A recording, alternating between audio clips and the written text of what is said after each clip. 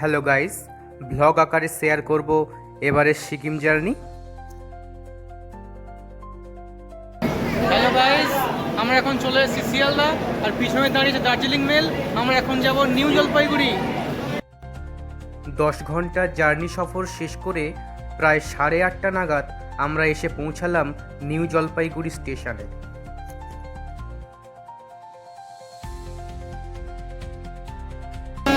ঘড়ির কাঁটা বলছে 8:28 আর আমরা এখন চলে এসেছি নিউ জলপাইগুড়ি। আমাদের 10 ঘন্টার জার্নি সফর সম্পূর্ণ হয়েছে। তো কেমন লাগছে? সিকিম বা দার্জিলিং যাওয়ার পথে যে সঙ্গ দেবেই সে হলো তিস্তা নদী।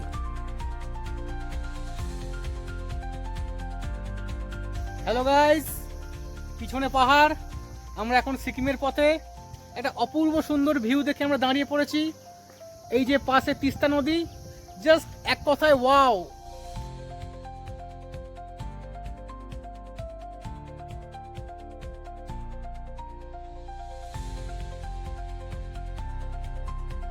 তাহলে আমরা এখন কোথায় যাচ্ছি বলে দাও? কোথায় যাচ্ছি আমরা? পাহাড়ে যাচ্ছি। ওই যে দেখা যাচ্ছে পাহাড়, দেখতে পাচ্ছ? তাহলে আমরা কি পাহাড়ে চলে এসেছি? ও হ্যালো গাইস, আমরা সিকিমের বর্ডারে ঢুকে পড়েছি আর ঢুকে পড়েই নিয়ে নিয়েছি 1 প্লেট মোমো। তো চলো ট্রাই করা যাক।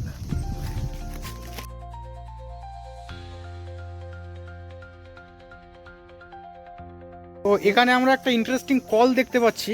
তো ফার্স্টে ভাবছিলাম কলটা খোলে কিভাবে, তো দেখুন কিভাবে কলটা খুলতে হয়।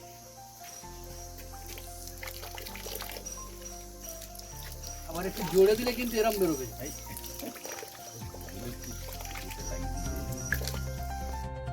আমরা চলেছি সিকিমের পশ্চিম প্রান্তে।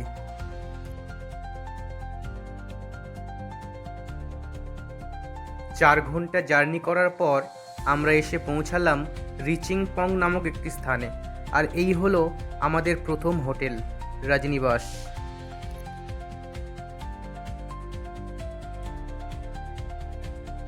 হোটেলের জানলা থেকে বাইরের দৃশ্যটা ছিল সত্যিই দেখার মতো, যেন মনে হয় সারা জীবন কাটিয়ে দিয়ে এমন স্থানে।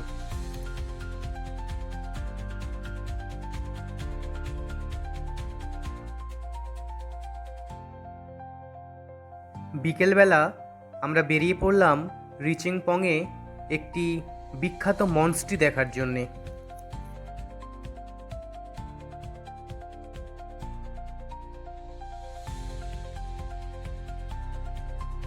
নিউ জলপাইগুড়ি থেকে 4 ঘন্টা জার্নি করে আমরা চলে এসেছি রিনচেংপং নামক একটি স্থানে। এটি সিকিমে অবস্থিত। তো এখানকার একটা মনস্ট্রি আছে যেটা খুব পপুলার, সেটা ঠিক আমাদের পিছনে।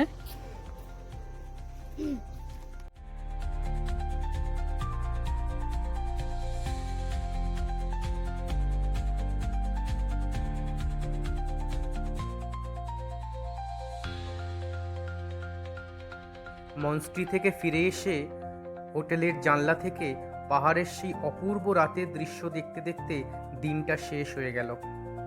পরের দিন আমরা বেরিয়ে পড়লাম রিচিংপংয়ে আরও কিছু সাইট সিনের উদ্দেশ্যে। আমরা এখন আছি রিনচেংপং। তো এখানকার প্রাকৃতিক ভিউটা জাস্ট অসাধারণ। পিছন দিকে আছে পাহাড় আর এই যে পাইন গাছের বন, আর এখানে আছে একটা ছোট্ট মতো মনস্ট্রি।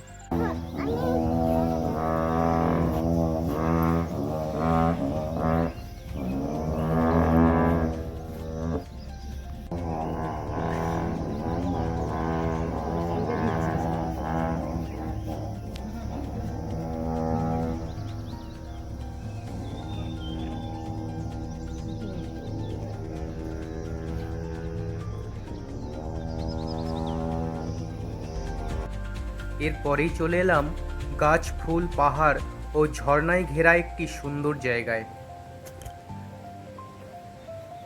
চলে এসেছি আমরা একটা জায়গায়, তো যেটা আদৌ কি এখনো বুঝতে পারছি না।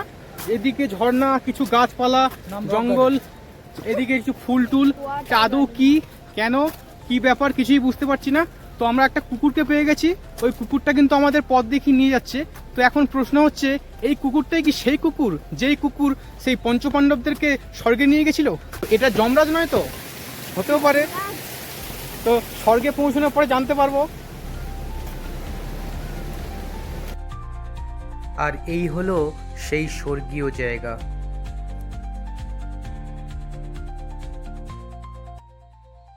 নদী ঘার সৈকত ছেড়ে ঝাউবনের ছায়ায় ছায়ায় শুরু হোক পথ চলা, শুরু হোক কথা বলা।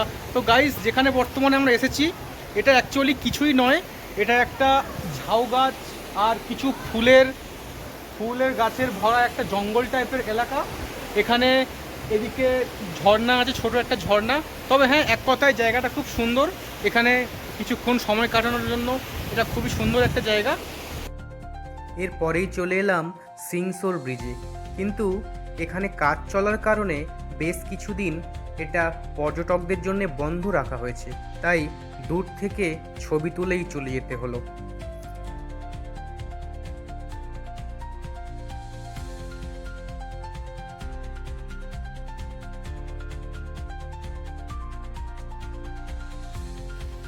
এরপর চলে গেলাম সুন্দর একটা ফলস দেখতে, আর এই ফলস দেখে আমরা সোজা চলে এলাম পেলিংয়ে আমাদের দ্বিতীয় হোটেলে। আর এই হোটেলে আমাদের স্থায়িত্বকাল 2 দিন।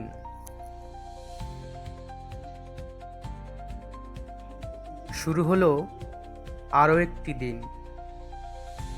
গুড মর্নিং গাইস, আমরা এখন আছি পেলিংয়ে। তো একটা অপূর্ব সুন্দর দৃশ্য সবাইকে শেয়ার করতে চলেছি। এত সুন্দরভাবে কাঞ্চনজঙ্ঘা এর আগে আমি তো দেখিনি। তোমরা কে কে দেখেছো কমেন্টে জানাবে। একদম পরিষ্কারভাবে, কোনো মেঘের গল্প নেই, একদম ক্লিয়ারলি স্লিপিং বুদ্ধা। দেখে নাও সবাই।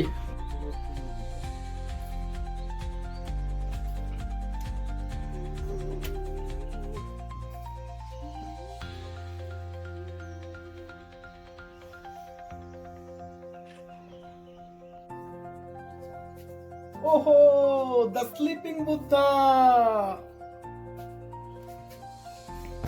তাহলে এই যে সাদা পাহাড় দেখতে পাচ্ছি, এটার নাম কি? কাঞ্চনজঙ্ঘা। ও, তাহলে কি আমরা পাহাড়ে চলে এসেছি? হ্যাঁ। সকালে টিফিন করে বেরিয়ে পড়লাম সাইট সিনের উদ্দেশ্যে। গাইস, আমরা এখন চলে এসেছি সিকিমে কমলা লেবুর বাগানে। তো এখানে প্রচুর কমলা লেবুর গাছ দেখতে পাচ্ছি, কিন্তু প্রশ্ন হচ্ছে কমলা লেবু কোথায়? গাছে কমলা লেবু পাচ্ছি না। তো অনেক খুঁজে কমলা লেবু গাছে কমলা লেবু দেখতে পেয়েছি, তো তোমাদের সঙ্গে সেটা শেয়ার করব। তো কমলা লেবুগুলোর সাইজ এত বড় যে সেটা ফোকাস করার মতো উন্নত লেন্স কিন্তু আমার কাছে নেই। তো তবুও চেষ্টা করব যতটা ফোকাস করা যায়। মাইক্রোস্কোপ নিয়ে আসতে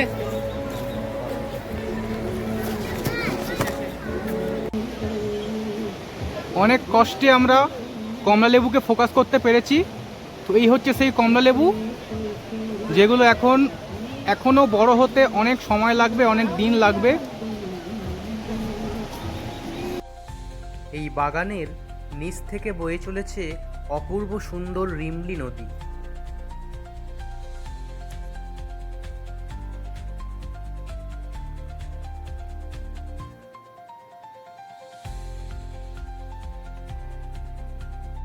এখন আমরা চলে এসেছি কুচিপুড়ি লেক।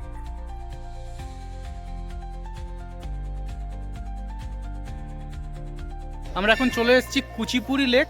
তো এই লেকের মেন যে বিশেষত্ব সেটা হচ্ছে এই লেকের মধ্যে প্রচুর মাছ আছে, প্রচুর মাছ। এগুলো দেখে মনে হচ্ছে পোনা বা কাতলা জাতীয় কিছু মাছ।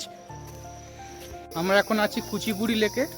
তো ঢোকার মুখে একটা ছোট্ট লেক ছিল, ওখানে আমরা প্রচুর মাছ দেখেছি।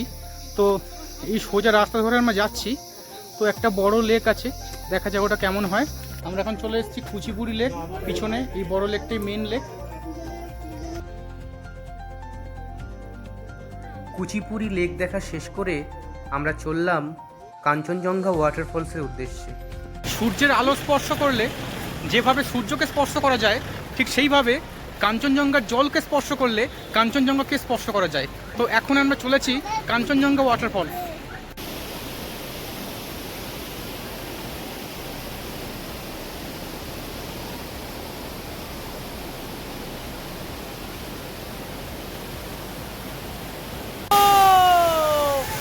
হচ্ছে কাঞ্চনজঙ্ঘা ওয়াটারফল।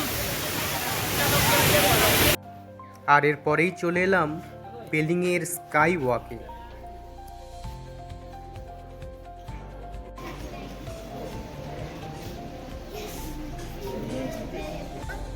আমরা এখন চলে এসেছি পেলিংয়ের স্কাই ওয়াক। আর এই পিছনে সেই স্ট্যাচু, আর সামনেই আছে sky walk.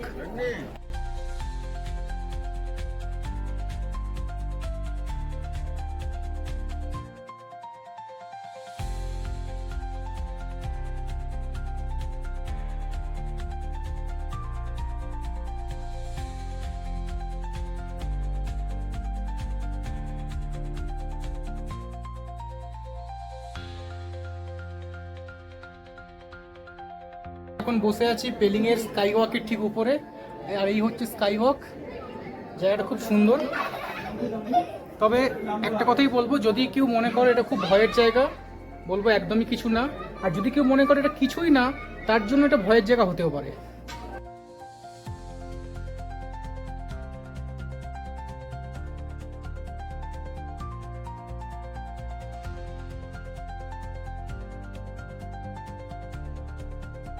Hello guys, sky ওয়াকে সবাই হাঁটে, আমি শুয়ে পড়েছি।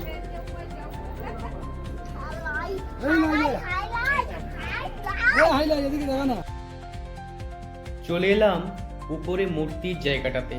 আর এখান থেকে নিচের ভিউটা ছিল অসাধারণ। পাশেই হচ্ছে প্যারাগ্লাইডিং। আর এটাই ছিল আমাদের এদিনের শেষ সাইট সিন স্পট। শেষ দিন চলে এলাম রাবাংলার বুদ্ধ পার্কে। হ্যালো গাইস, আমরা এখন চলে এসেছি রাবাংলার বুদ্ধ পার্ক। আর এই তার গেট। আমরা এখন চলে এসেছি রাবাংলার বুদ্ধ পার্কে। তো এই যে সেই বিশাল বড় বুদ্ধ মূর্তি, গেট থেকে ঢুকতেই সামনেই একটা খুব সুন্দর বুদ্ধদেব শুয়ে আছেন, এরকম স্ট্যাচু। এমন সুন্দর স্থান থেকে ফিরতে মন চায় না, তবে সময় এগিয়ে চলে। আমাদের আবার ফিরে আসতে হয় সেই ব্যস্ততার শহরে। আমরা এখন নিউ জলপাইগুড়ির পথে। ঘড়িতে এখন রাত 8:30, আর আমাদের পদাতিক এক্সপ্রেস স্টেশনে ঢুকছে।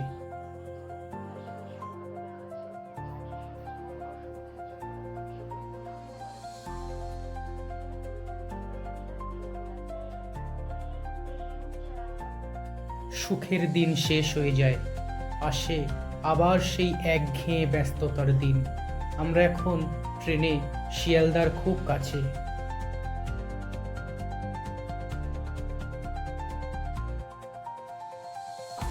চলে এলাম শিয়ালদা স্টেশন।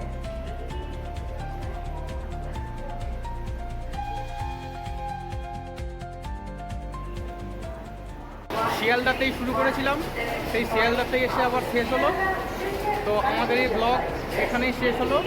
দেখা হবে পরের কোনো ভিডিওতে।